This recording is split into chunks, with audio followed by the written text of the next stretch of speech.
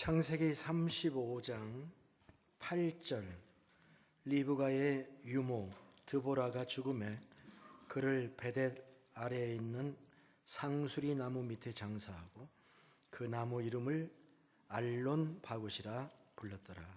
16절 그들이 베델에서 길을 떠나 에브랏에 이르기까지 얼마간 거리를 둔 곳에서 라헬이 해산하게 되어 심히 고생하여 그가 난산할 즈음에 산파가 그에게 이르되 두려워하지 말라 지금 내가 또 등남하느니라 하매 그가 죽게 되어 그의 혼이 떠나려 할 때에 아들의 이름을 베논이라 불렀으나 그의 아버지는 그를 베냐민이라 불렀더라.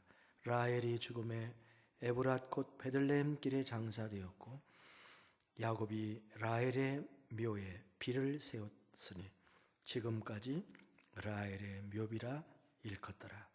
27절입니다. 야곱이 기럇 아르바의 마므레로 가서 그의 아버지 이삭에게 이르렀으니 기럇 아르바는 곧 아브라함과 이삭이 거류하던 헤브론이더라. 이삭의 나이가 180세라. 이삭이 나이가 많아 늙고 기운이 다함에 죽어 자기 열조에게로 돌아가니 그의 아들 에서와 야곱이 그를 장사하였더라. 아멘. 원래 오늘 설교는 패스를 계획이 없었던 설교인데 36장으로 넘어가려고 하는데 자꾸 35장이 끌어당겨요. 그래가지고 오늘 말씀이 나온 겁니다. 오늘의 본문은 서로 다른 세 사람의 가족 구성원의 죽음과 장례식에 대해서 우리에게 보여주고 있습니다. 35장을 읽으면서 지나치기 아주 쉬운 부분이에요. 35장에도 삶의 이야기들이 아주 박진감 있게 이렇게 있기 때문에 그 이야기에 치여서 죽음의 이야기가 잘 보이지 않습니다. 마치 우리가 세상에 사는데 여기저기서 죽어가는 사람이 많은데도 그게 잘 보이지 않는 거와 같은 것이죠. 그래서 생략할 수도 있겠지만은 이것은 엄연한 현실이고 이 사건이 야곱의 인생에게도 새로운 업그레이드를 새로운 도약을 가져다 주었다라고 생각을 하면서 이 말씀을 함께 살펴보려고 합니다.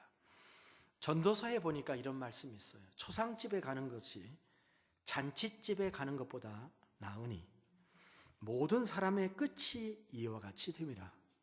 산 자는 이것을 그의 마음에 둘지어다. 그렇게 얘기를 했어요. 전도자가 초상집에 가는 게 낫다고 한 이유는 모든 사람의 삶의 마지막이 죽음이라고 하는 것을 간접 경험해 볼 수 있기 때문에 그렇습니다. 그래서 그것을 염두에 두고 사는 것이 지혜다. 이렇게 얘기를 하는 거죠. 마치 여러분 이사 가려면 어떻게 갑니까? 이사 갈 때 미리 다 가보죠. 물론 그냥 오신 분도 있을지 몰라. 그러나 대개는 가족 중에 하나는 미리 가서 보고 그리고 가족을 데려오죠. 그것처럼 작정하고 살펴보면 그냥 겉으로 보이던 것하고 다르는 걸 느끼게 되잖아요. 이사 가는 곳이 어떤 곳인가 하는 건 가서 좀 자세히 들여다봐야 디테일을 알게 되잖아요. 그것처럼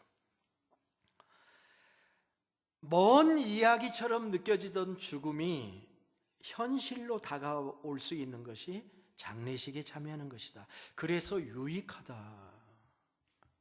장례식 생기면요 꼭 가보십시오. 꼭 가야 됩니다. 왜?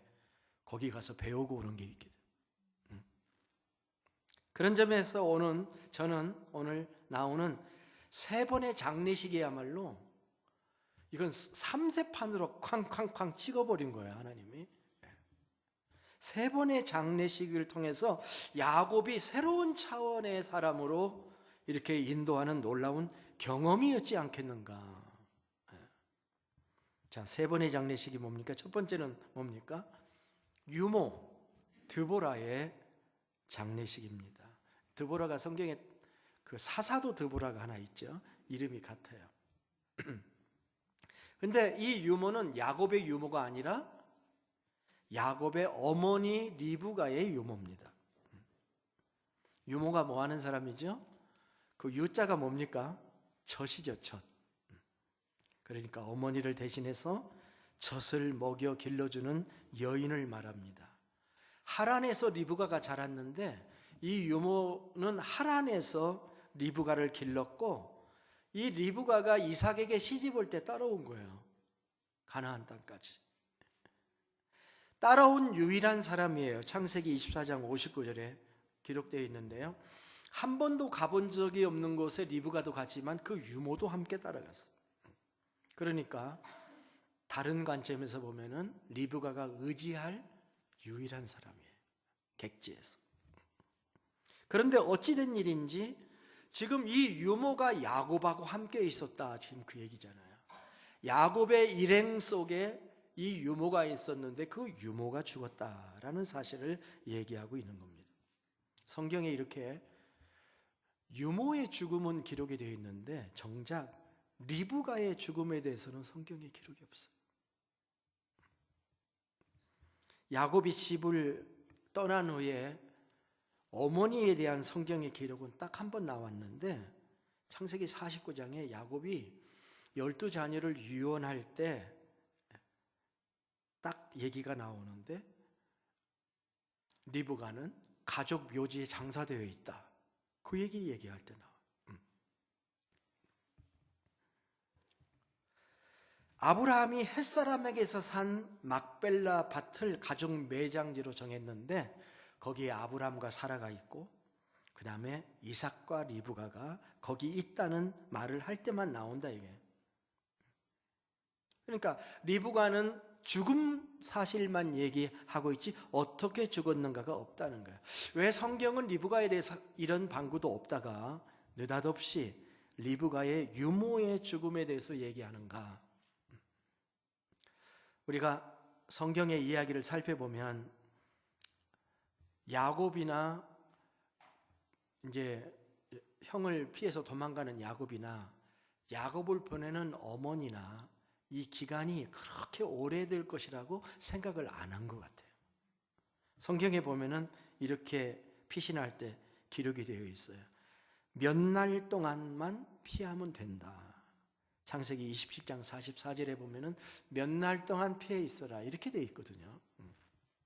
그런데 한 번 헤어진 리브가와 야곱이 살아서 상봉했다는 기사가 성경에 나오질 않아요. 아마 이 모자는 영영 이별하고 말았던 것 같습니다. 그렇다 하더라도 못 만났다 하더라도 리브가가 야곱을 얼마나 사랑합니까? 거짓말을 할 정도로 해가지고 축복을 받아주려고 했던 그것을 생각할 때 서로 연락은 취하고 살았을 것이라는 생각을 해보게 됩니다. 그때 누가 가장 좋은 연락자가 될 수 있을까요? 모자지간의 연락 책임자로서 리브가의 유모를 떠올리는 것은 매우 자연스러운 것이다 이렇게 생각합니다.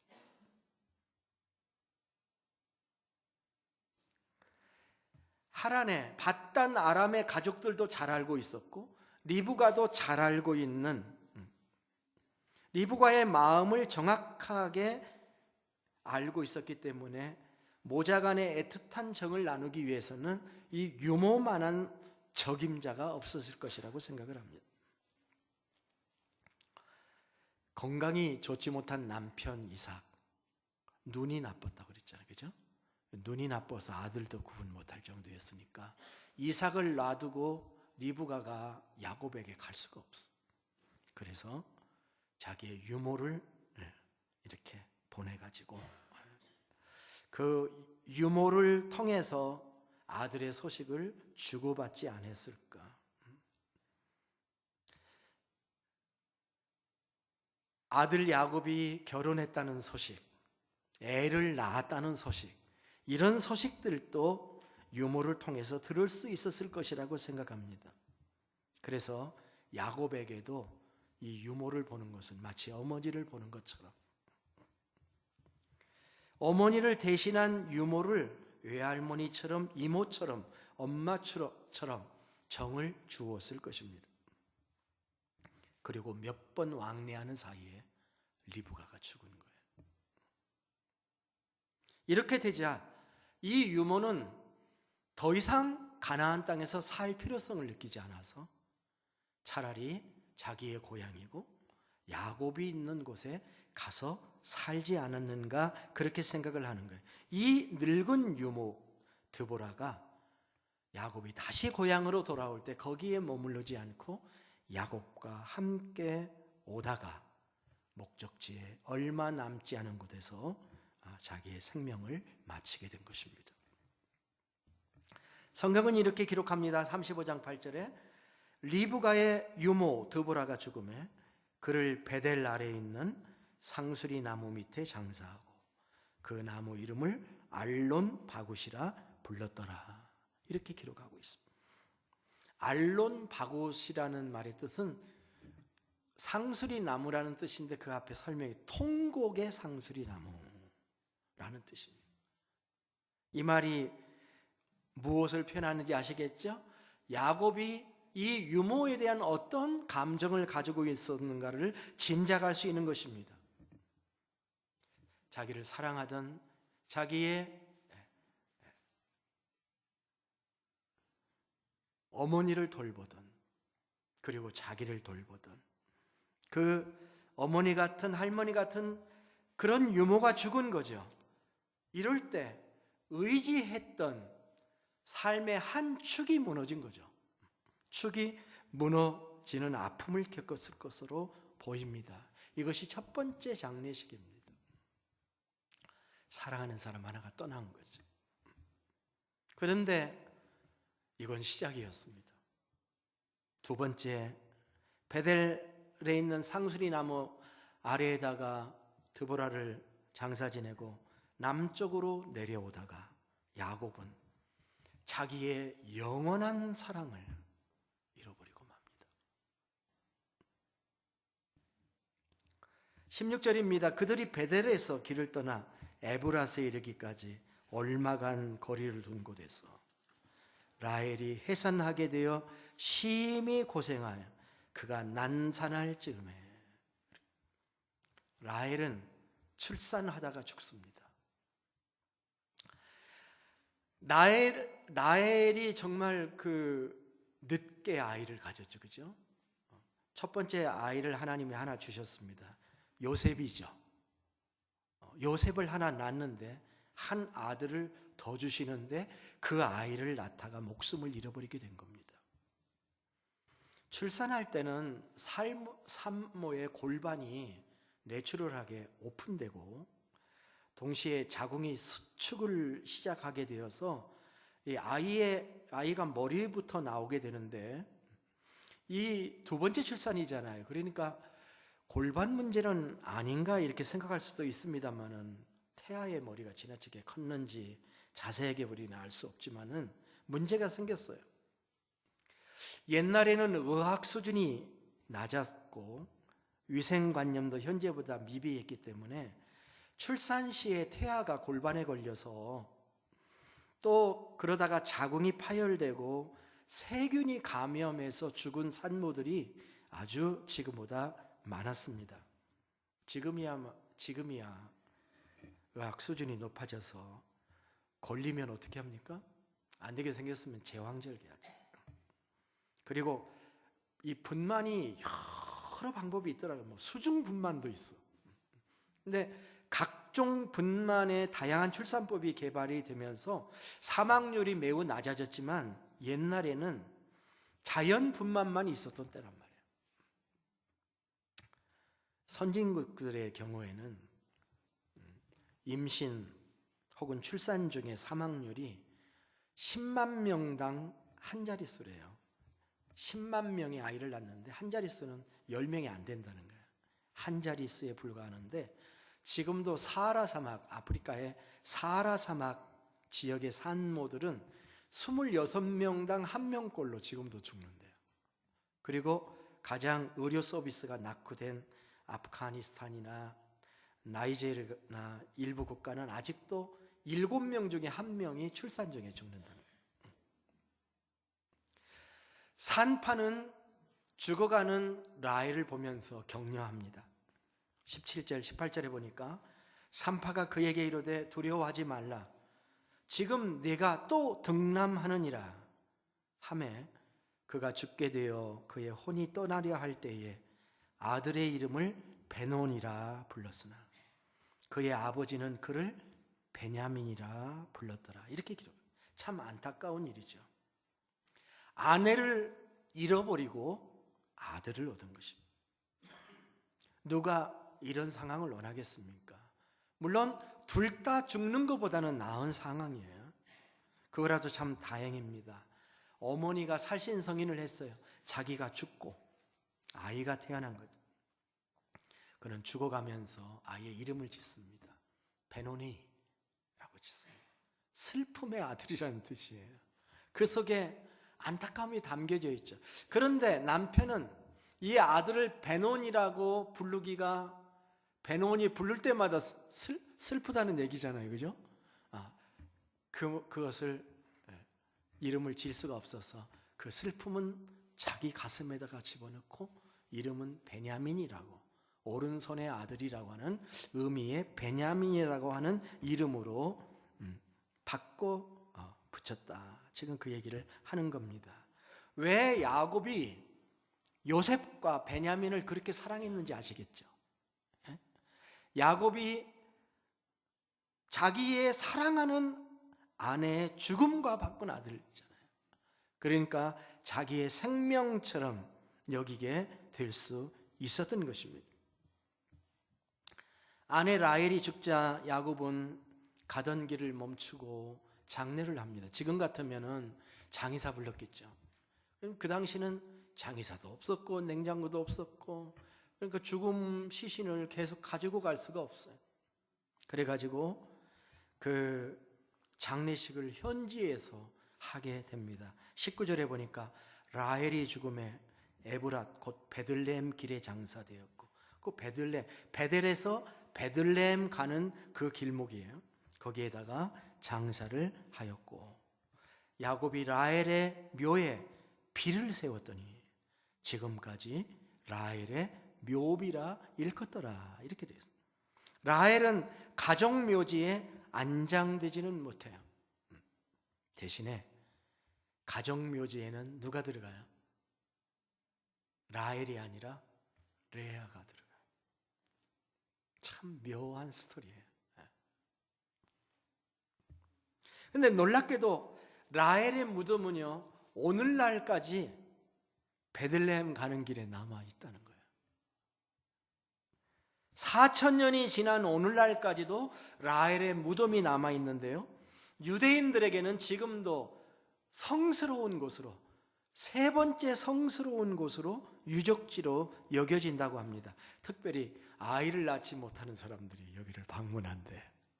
참 재밌죠?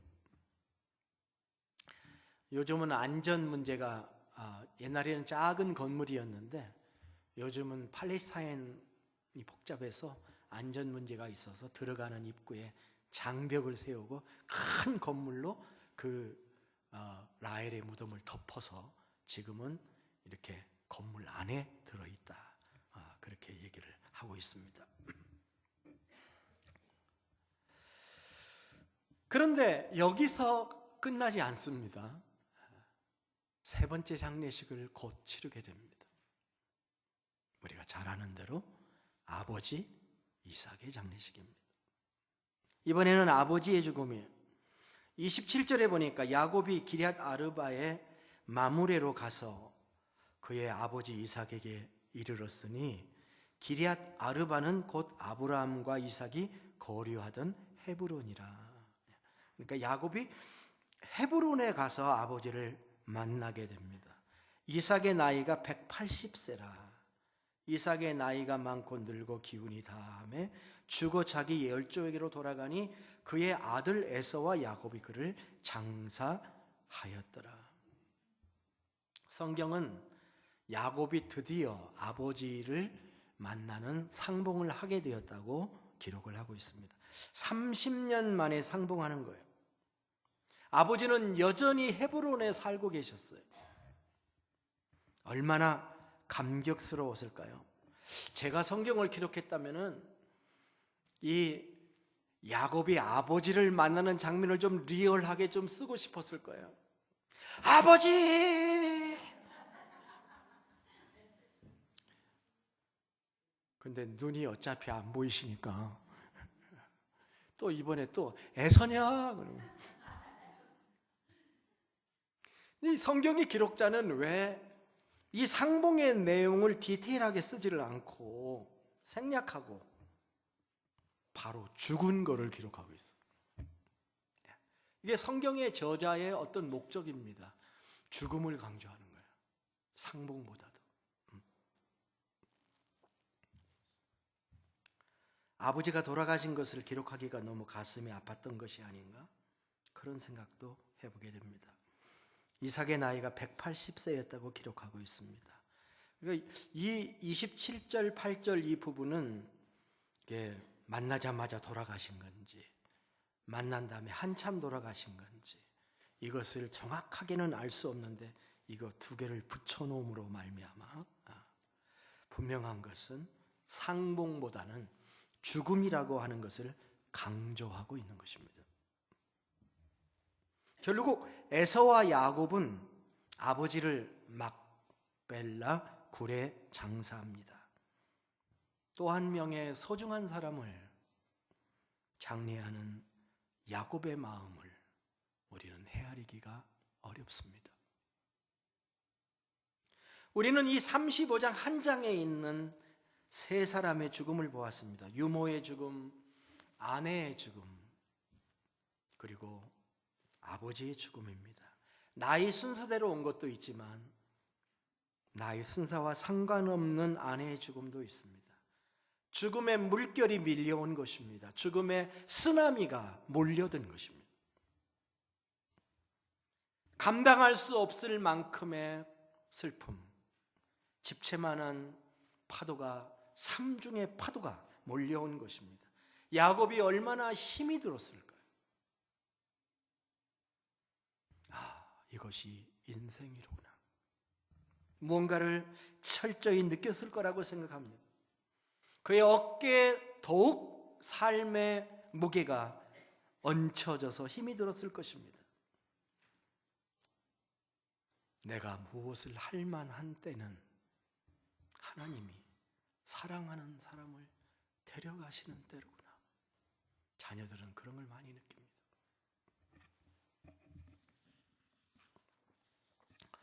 성경은 야곱의 반응에 대해서 기록하지 않습니다. 다만 37장 1절에 가보면 야곱이 가나안 땅 곧 그의 아버지가 거류하던 땅에 거주하였으니 그렇게 이야기를 합니다. 그는 할아버지 아브라함이 살았던 땅, 아버지 야곱이 살았던 땅에서 침묵하며 살고 있습니다. 모든 죽음들을 담담하게 받아들이고 그것을 용해하면서 살고 있습니다. 우리 또한 이 모든 것을 보며 삶과 죽음 사이에서 오늘을 살아가고 있는 우리들이지요. 오늘 이 세 사람의 죽음과 야곱의 삶을 보면서 몇 가지 교훈을 나누고자. 첫째는 우리의 지상 생활은 영원하지 않다는 것입니다. 아담의 타락 이후로 인간은 생로병사의 과정을 겪게 되어 있습니다. 이것이 인간의 운명입니다. 자동차를 운전하다 보면 저 멀리 있던 도시들이 어느덧 내 옆에 와 있는 것을 발견할 때가 있습니다. 그것과 같이 죽음이란 그런 것입니다. 눈 깜짝할 사이에 우리 옆에 오는 것이죠. 이게 인생입니다. 야고보서 4장에서 야고보 사도는 우리에게 말하기를, 들으라 너희 중에 말하기를, 오늘이나 내일이나 우리가 어떤 도시에 가서 거기서 1년을 머물며 장사하여 이익을 보리라 하는 자들아, 내일 일을 너희가 알지 못하는도다. 너희 생명이 무엇이냐? 너희는 잠깐 보이다 없어지는 안개니라. 그렇습니다. 신약 시대에 예수님의 동생 야고보가 고백한 그 고백도 참 맞습니다. 그거보다 더 멀리 2700년 전에 이사야는 이런 메시지를 외쳤습니다. 말하는 자의 소리여 이르되 외치라. 하나님이 외치라 그러니까 제가 뭘 외쳐야 되는데요? 그랬더니 하나님이 모든 육체는 풀이요 그 모든 아름다움은 들의 콧과 같으니 풀은 마르고 꽃은 시듬은 여호와의 기운이 그 위에 불미라. 이 백성은 실로 풀이로다. 풀은 마르고 꽃은 시드나 우리 하나님의 말씀은 영원히 서리라고 해라. 자, 우리는 이 땅의 지상 생활은 영원하지 않다고 하는 사실을 우리 다 인정하십시다. 두 번째, 사랑하는 사람들을 또 곧 사라져 간다라고 하는 사실. 할아버지도 아버지도 할머니도 아버지도 뜨겁게 사랑하던 아내도 사라져갑니다. 누가 막을 수가 있나요? 이것은 우리가 생존해 있는 동안 그렇기 때문에 지금이라고 하는 이 시간, 우리가 살고 있는 오늘이라고 하는 시간에 사랑하며 섬기며 살아가야 된다고 하는 것을 우리에게 가르쳐 줍니다. 오늘의 행복을 누려야 됩니다.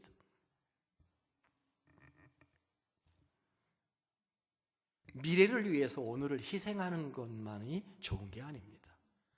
오늘을 엔조이하고 감사하고 누리고 기뻐하고, 오늘이 우리에게 가지고 있는 전부입니다. 어떻게 보면 인생에는 형통한 일과 곤고한 일이 있다고 솔로몬은 얘기했습니다. 전도서 새벽에 하는 말씀에 7장에 하나님께서 행하시는 일을 보라. 하나님이 굽게 하신 것을 누가 능히 곱게 하겠느냐. 형통한 날도 있고 곤고한 날도 있다. 그런데 형통한 날에는 기뻐하고 곤고한 날에는 뒤를 돌아보아라. 이 두 가지를 하나님이 병행하게 하사 그 사람이 그 장래일을 능히 헤아려 알지 못하게 하셨느니라.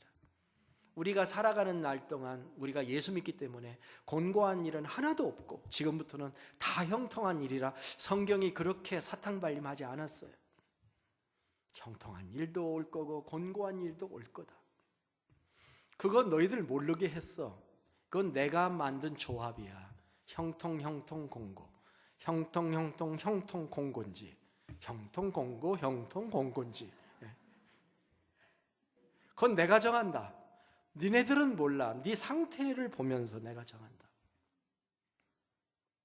중요한 거는 형통한 일이 있든지 곤고한 일이 있든지 하나님께 감사하고 기뻐하면서 오늘을 즐길 수 있는 그러한 삶이 행복한 삶이다.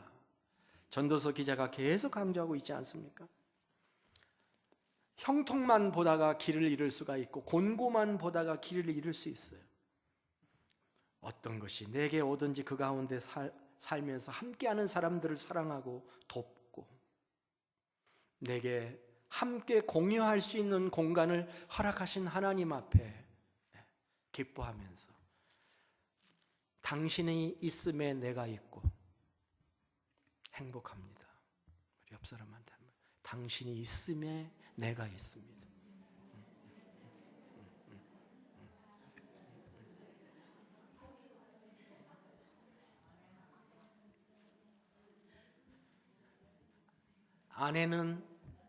아내라는 말은 내 아내라는 말입니다.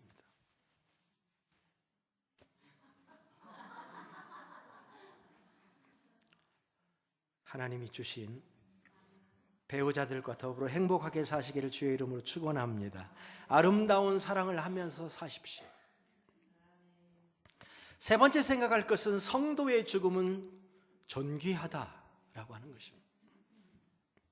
시편 116편 15절에서 성도의 죽는 것을 여호와께서 귀중히 보시는도다, 그렇게 얘기해요.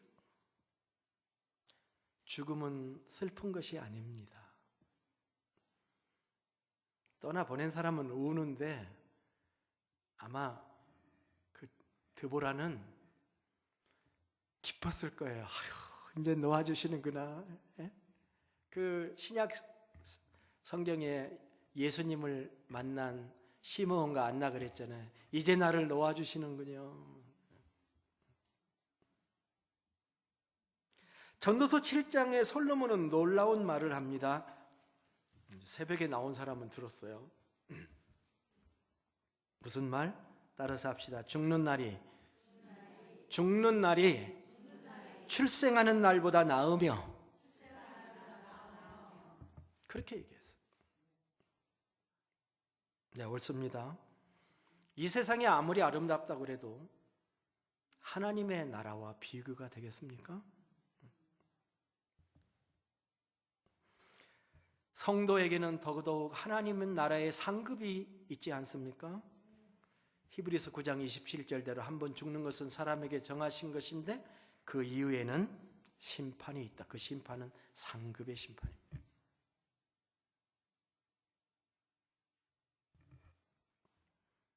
우리는 이 부름의 상을 위하여 달려가는 하나님의 사람들입니다. 유대인들은 자기의 그 몸이 안장되지 못한다고 하는 것을 굉장히 슬퍼했습니다. 그래서 안장되는 것을, 평안히 안장되는 것을 소중하게 생각했습니다. 그렇지 못한 죽음들이 아마 과거에는 많았던 것 같습니다. 그래서 장례식이 중요했습니다. 유모도, 라헬도, 이삭도 안장되었습니다. 우리는 주님 안에서 살다가 주님 안에 안장될 하나님의 백성들입니다. 주님의 교회에 살다가 주님의 품에 안기는 것이 우리의 소망입니다. 여러분이 제 장례식을 해줄지 제가 여러분 장례식을 해줄지 모르겠습니다만은 우리는 주님 안에서 살다가 주님 안에서 죽는 게 축복이에요. 주님의 집에 영원히 거하다가 주님을 만나는 것이 행복입니다.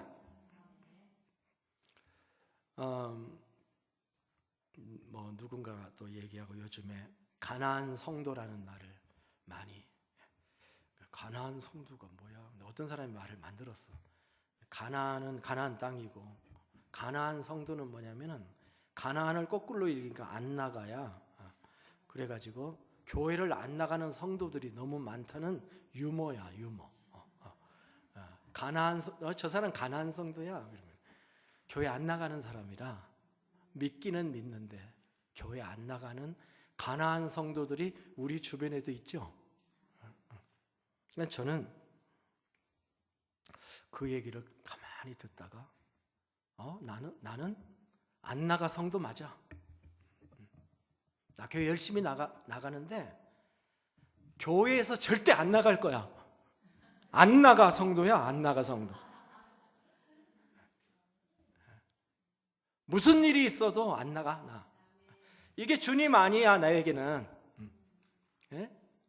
누가 나를 무시하고 괄시를 해도 주님이 나를 사랑하시는데 나는 안 나가. 그래서 교회에서 안 나가는 가나안 성도 되시기를 축복합니다.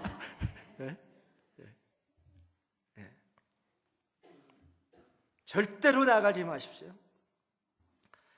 주님 안에 살다가 주님 안에로 옮겨가는 것이 성도의 아름다운 축복입니다. 통역자가 좀 힘들 거야. 이 한국말을 거꾸로 불렀으니 통해야 말이지 이게. 자, 말씀을 맺겠습니다. 다 맺었습니다. 기도하겠습니다.